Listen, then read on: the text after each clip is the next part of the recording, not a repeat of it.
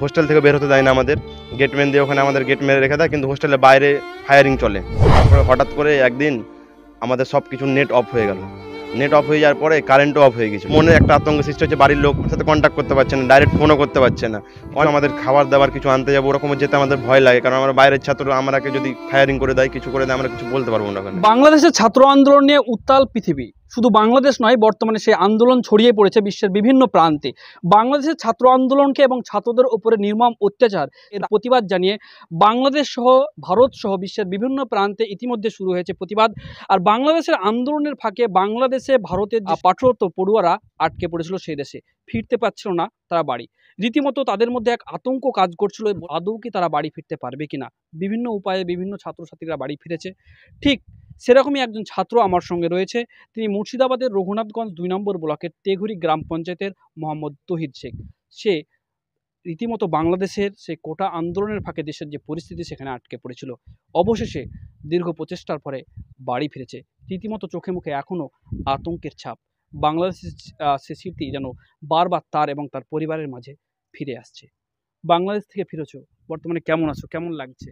এখন আমি বর্তমানে ভালো আছি, তবে একটা আতঙ্ক কাজ করছে আমার মধ্যে। এখনও মনে হচ্ছে যে ওখানে যেভাবে আন্দোলন চলছিল, হয়তো কখন ঠিক হবে না হবে, আমরা ওই দেশে আবার যেতে পারবো কিনা। আমাদের তো এখন অনেক দিন বাকি আছে, 1.5 বছরের মতন এখনও সময় বাকি আছে। তো আমরা ওই সময়টা যেতে পারবো কিনা। আমরা চাইছি যে তাড়াতাড়ি ওখানে যেন সব কিছু আন্দোলন ঠিক হয়ে যাক।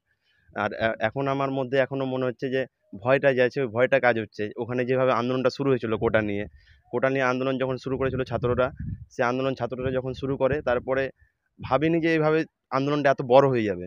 ভেবেছিলাম যে হয়তো একটা আন্দোলন করেছে, স্টুডেন্ট আন্দোলন হতে পারে, আবার ঠিক হয়ে যাবে। কিন্তু ওখানকার যাই হোক, ওখানকার পিএমের সাথে ওদের মধ্যে একটা আন্দোলন হয়েছিল। আমরা বাইরের স্টুডেন্ট, আমরা চাই ওর মধ্যে ইনভলভ হই না সাধারণত। তারপরে যখন দেখলাম যে আন্দোলনটা বড় হয়ে গেছে, বড় হয়ে যাওয়ার পরে আমরা তখন বুঝতে পারলাম যে এত বড় আন্দোলন হয়ে গেছে, এত চোখের সামনে মারামারি হচ্ছে, ফায়ারিং হচ্ছে, ওইসব দেখে আমাদের মধ্যে এত ভয় একটা সৃষ্টি করছে এখনও।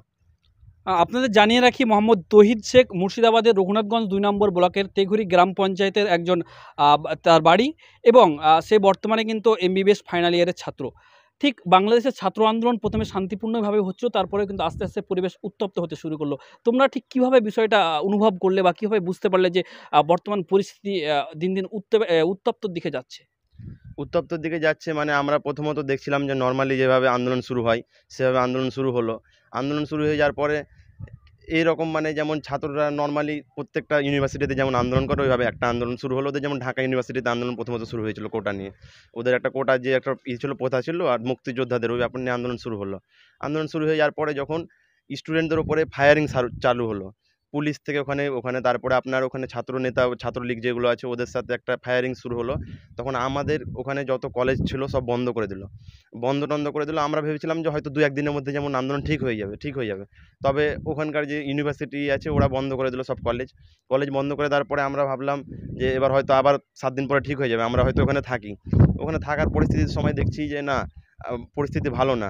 কারণ দিনের দিন প্রত্যেকটা ইউনিভার্সিটি এক এক করে এক ইউনিভার্সিটিতে আর একটা, কুমিল্লা ইউনিভার্সিটি, রাজশাহী ইউনিভার্সিটি সব বেরিয়ে গেল আস্তে আস্তে। ছাত্ররা যখন বেরোতে লাগলো তখন জিনিসটা উত্তপ্ত হয়ে গেল।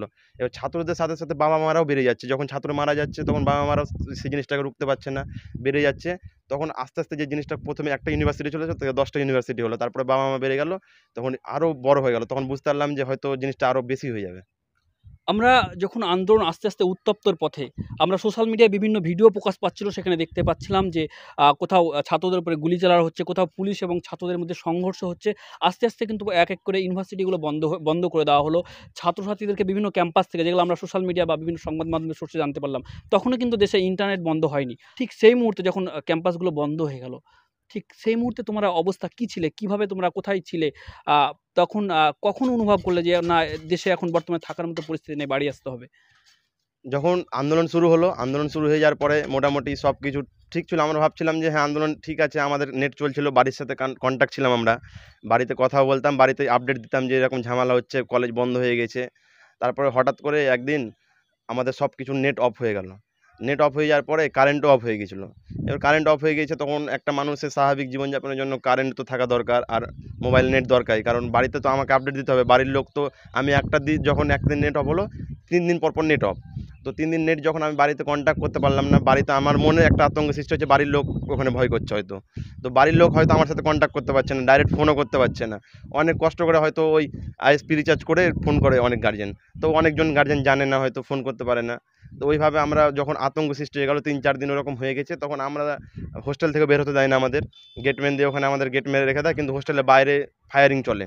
তো আমরা বাইরেও যেতে পারি না ঠিকভাবে, মানে ওখানে যে কিছু আমাদের খাবার দাবার কিছু আনতে যাবো ওরকমও যেতে আমাদের ভয় লাগে, কারণ আমরা বাইরের ছাত্র, আমরাকে যদি ফায়ারিং করে দেয়, কিছু করে দেয়, আমরা কিছু বলতে পারবো না ওখানে। তো আমরা তখন ভয় খেলাম, তখন আমরা ডিসিশন নিলাম যে আমাদের হাই কমিশনকে জানাবো আমরা, যে আমরা মানে আমাদের থাকতে অসুবিধা হচ্ছে এখানে। তখন আমরা হাই কমিশনে কল করলাম, হাই কমিশনের ব্যাপারটা জানালাম যে আমাদের থাকতে অসুবিধা হচ্ছে এখানে, আমাদের নেট নেই, আমাদের কিছু নেই, অসুবিধা হচ্ছে, আমরা ঠিকভাবে মানে জীবনযাপন করতে অসুবিধা হচ্ছে আমাদের ঠিকভাবে, আর কলেজও হচ্ছে না, তো আমরা কী করবো এখানে থেকে। আর ঠিক যখন এরকম উত্তপ্ত পরিস্থিতি হাই কমিশনকে জানানো হলো, যখন বাইরে বেরোতে পারছে না, খাবার দাবার ঠিক মতো কি হোস্টেলে পৌঁছাচ্ছিল? তখন আমাদের ওখানে গেটম্যান যা ছিল ওরাই মাঝে মাঝে দিচ্ছিল, তবে একটা ভয় কাজ করছিল যে দুটো গেটম্যান আছে বাইরে, তার মধ্যে বাইরে ধরেন অনেক যখন একটা ঝামেলা সৃষ্টি হয়ে যায়, 100 জন ছেলে আসবে, তখন দুটো গেটম্যান তো আর থাকবে না, পালিয়ে যাবে। কারণ ডেল্টা মেডিকেল কলেজে এরকম হয়েছিল যে গেটম্যানকে মেরেছিল, তো স্টুডেন্টরা ভয় পালাচ্ছিল, স্টুডেন্টও মার খেয়েছিল, এমনকি ফরেন স্টুডেন্টও মার খেয়েছিল। তো আমরা সেটা দেখে একটু বেশি আতঙ্ক হয়ে গেছিলাম যে দুটো গেটম্যান কী করবে, যখন মারামারি হবে তখন তো ওরাও পালিয়ে যাবে। তখন আমরা সেই জন্য সব ফ্রেন্ডরা বসে একটা ডিসিশন নিলাম যে আমাদেরকে যেতে হবে ইন্ডিয়া। যে ঠিক যখন জানানো হলো দেশে আসার জন্য একেবারে সিদ্ধান্ত নেওয়া হলো, মানে মনোবল যখন স্থির হয়ে গেলো, না আমাদেরকে দেশে ফিরতেই হবে, এখন থাকার মতো পরিস্থিতি নেই, ঠিক কীভাবে দেশে পৌঁছানো হলো, কোথায় জানানো হলো, বা হাই কমিশন কী ব্যবস্থা নিল? আমরা হাই কমিশনে কল করলাম, মানে নর্মালি ওখানে হাই কমিশনে কল করা যায়, রাজশাহী হাই কমিশন আছে, ঢাকাতে হাই কমিশন আছে। আমরা রাজশাহী হাই কমিশনে কল করেছিলাম। রাজশাহী হাই কমিশনে কল করার পরে ওরাই বললো যে তোমরা প্রথমত ওরা আমাকে বলেছিল যে তোমরা হোস্টেল থেকে বাড়াবে না, হোস্টেল থেকে বাড়াবে না, আমাদের কর্তৃপক্ষ এসে বলেছিল হোস্টেল থেকে বাড়াবে না। আমরা দায়িত্বটা আমরা ঠিকভাবে পালন করেছিলাম যে হ্যাঁ আমরা বেরোবো না, কারণ আমাদেরও একটা জানের একটা ছিল, রিস্ক ছিল। আমরা বেরোয়নি, ঠিক আছে। তারপরে আমাদের যখন নেট টেট ছিল না, অসুবিধা হচ্ছিলো, তখন হাই কমিশনে যেভাবে জানালাম, হাই কমিশন আমরাকে আবার বললো যে ঠিক আছে, তোমাদের আমি ব্যবস্থা করে দেবো। ওখানকার লোকাল পুলিশ থানাকে বললো, দুটো আমাদের যখন নিয়ে আসা হয়, দুটো বাস ভাড়া করে দিল কলেজ থেকে, সব কিছু করে দেওয়ার পরে সামনে দুটো পুলিশ গাড়ি ছিল, সামনে একটা গাড়ি পুলিশের, পিছনে একটা পুলিশের গাড়ি ছিল। এবার আমাদেরকে ওইভাবে সোনা মসজিদ বর্ডার পর্যন্ত নিয়ে আসা হলো ভালোভাবে, সেফলি, যেন আমাদের কোনো অসুবিধা না হয়। তো হাই কমিশন ওইভাবে নিয়ে আসলো, তারপরে বর্ডারে এসে আমাদেরকে ভালোভাবে পৌঁছে দিল। বিএসএফও জিজ্ঞাসা করলো যে কোনো অসুবিধা হয়েছে কিনা, আমরা বললাম যে কোনো অসুবিধা হয়নি, সেভাবে এসেছি। তবে আমাদের একটা ভয় কাজ করছে এখনও যে ঠিক হবে কবে, আর কবে আমরা যাব। দেখা যায় যে একজন মেডিকেল পড়ুয়া, ডাক্তার, এমবিবিএস পড়ুয়া ছাত্রকে বা ছেলেকে পড়াতে গিয়ে বাবা মার সবটাই চলে যায়। হ্যাঁ, অনেক মধ্যবিত্ত পরিবার যারা সবটুকু দিয়ে ছেলে মেয়েকে পড়ানোর চেষ্টা করে, ডাক্তারি অনেক খরচ ব্যয়বহুল একটি কোর্স। সেক্ষেত্রে এখনও যে পরিস্থিতি, আবার নতুন করে নাকি আন্দোলনে আবার চড়া, মানে আন্দোলনের দানা বাঁধছে, নতুন করে আবার সংঘর্ষ হচ্ছে। ঠিক এখন বাড়িতে থেকে কি মনে হচ্ছে, সে দেশে ফেরার কথা চিন্তা ভাবনা? না, আমরা তো চাইবো সবসময় যে যত তাড়াতাড়ি আন্দোলন ঠিক হবে তত তাড়াতাড়ি ভালো, কারণ আন্দোলন যত তাড়াতাড়ি ঠিক হবে আমাদের পড়াশোনার কোর্সটাও তাড়াতাড়ি শেষ হয়ে যাবে। এমনি তো করোনার সময় আমাদের 1 বছর পিছিয়ে গেছে, আবার যদি আন্দোলনে 1 বছর পিছিয়ে যায়, তাহলে আমাদের যেটা 5 বছর কোর্স সেটা 7 বছরের কোর্স হয়ে যাবে। আমরা চাই যে ওখানকার সরকার বা ওদের যে ছাত্ররা যে আবেদন মানছে, ওরা যেন সব কিছু মিটমাট করে নেয়, ভালো করে নেয়, যেন ওদের মধ্যে, আমরা তো ওদের মধ্যে করতে পারবো না সব কিছু ইন্টারফেয়ার। আমি একটা স্টুডেন্ট, তবে আমি ইন্টারফেয়ার করতে পারবো না, কারণ ওদের দেশের ব্যাপার এটা। আমরা চাইবো যে ওদের ভালো তাড়াতাড়ি হয়ে যাক, তাহলে আমরা ওই দেশ থেকে তাড়াতাড়ি ফিরবো। তবে এটাই চাইবো যে ভালো হয়ে যাক। তুমি যে কলেজে, কোন কলেজে পড়াশোনা করো? আমি নর্থ বেঙ্গল মেডিকেল কলেজে পড়াশোনা করতাম, সিরাজগঞ্জে। আর সেখানে আন্দোলনকারী ছাত্রদেরকে সংহতি জানিয়ে যারা ভারতীয় পড়ুয়া ছিল, ঠিক তাদের সে সময় করণীয় কী ছিল? তারা কি তাদের সঙ্গ দিয়েছিল, নাকি তারা সম্পূর্ণ আতঙ্কের মধ্যেই কাটাচ্ছিল? না, ভারত পড়ুয়ারা তো প্রথমে ওদের সাথ দেয়নি, কারণ মন থেকে তো চাইবে যে কি ঝামেলা না হোক। আর ছাত্র, আমি অ্যাজ এ ছাত্র, আমি একটা স্টুডেন্ট হিসাবে আমি একটা স্টুডেন্টকে সবসময় বলবো যে স্টুডেন্টটা ভালো থাকুক, তবে দেশও ভালো থাকুক, এটাও চাইবো। তবে আমরা আতঙ্কেই ছিলাম, কারণ আমরা বাইরে, আমাদের ওখানে বাবা মা নেই, আমরা ওখানে পড়তে গেছি শুধু, মেনলি আমাদের অন্য কোনো কাজ নেই। তার মধ্যে যদি আমরা ওখানে যে কোনো একটা ছেলে জীবন হারায় ভারতের, তাহলে ভারতের যে বাবা মারা পাঠিয়েছে তারা সবাই ভুগবে। এখন কি পরিস্থিতি? কলেজের সঙ্গে কি কোনো যোগাযোগ হচ্ছে? ফেরার ব্যাপারে কতটা আশাবাদী মনে হচ্ছে? আমরা ফেরার ব্যাপারে আমরা কলেজের সাথে তো কিছুদিন যোগাযোগ করতে পারছিলাম না, কারণ নেটওয়ার্ক ছিল না।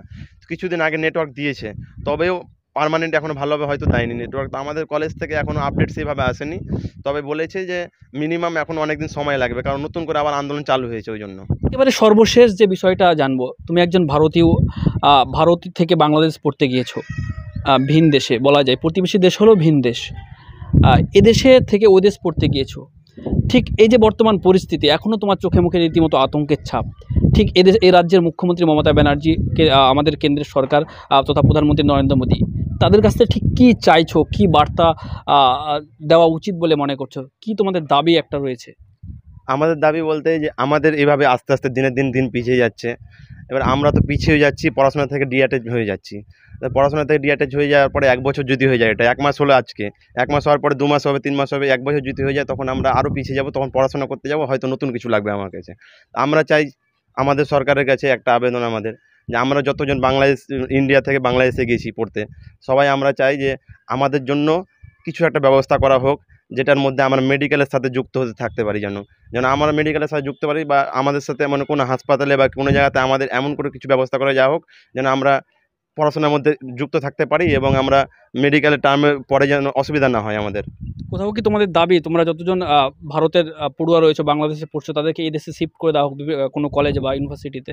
হ্যাঁ, আমরা তো এখন যেভাবে পিছিয়ে যাচ্ছি, সেভাবে যদি এটা 1 মাসের জায়গায় আবার 2 মাস হয়ে যায়, কে বলা যাচ্ছে কখন ঠিক হবে পরিস্থিতি, এখনও তো বলা যাচ্ছে না। কোনো আপডেট নেই কলেজ থেকে, কোনো কিছু নেই। ওরা বলতে পারছে না, আমরা স্যারের সাথে রেগুলার কথা বলছি, ওরা বলতে পারছে না যে কখন ঠিক হবে। ওরা বলছে আমরা কোনো আপডেট পাচ্ছি না। আর ওখানে যেভাবে আন্দোলন শুরু হয়েছে আরও অনেক দিন হয়ে যাবে। এভাবে যদি হয় আমরা তো পিছিয়ে যাবো। তা আমাদের সরকারের কাছে দাবি যে আমাদেরকে কোনো একটা কলেজে বা কোনো জায়গাতে আমাদের শিফট করে দেওয়া হোক, যেখানে আমরা পড়াশোনা করতে পারি, আমাদের মানে কন্টিনিউ করতে পারি আমাদের জিনিসটাকে। আমরা কথা বলছিলাম পশ্চিমবঙ্গের মুর্শিদাবাদ জেলার 2 নম্বর ব্লকের তেঘুরি গ্রাম পঞ্চায়েতের বাসিন্দা মোহাম্মদ তৌহিদ শেখের সঙ্গে, যিনি বাংলাদেশের ফাইনাল ইয়ারের এমবিবিএস পড়ুয়া ছাত্র। তার যে দাবি, এখনও রীতিমতো রয়েছে চোখে মুখে আতঙ্কের ছাপ। কখন সে দেশে ফিরবে, পড়া কন্টিনিউ করতে পারবে কি পারবে না, তার কোর্স সম্পন্ন হবে কি হবে না, অনিশ্চয়তার মধ্যে ভুগছে। দাবি আহ্বান জানাচ্ছে, সরকারের প্রতি দাবি করছে যে এদেশে তাদেরকে শিফট করে দেওয়া হোক। সরকার কি তাদের এই দাবিকে মান্যতা দেবে? এখন সেটাই দেখার অপেক্ষায়।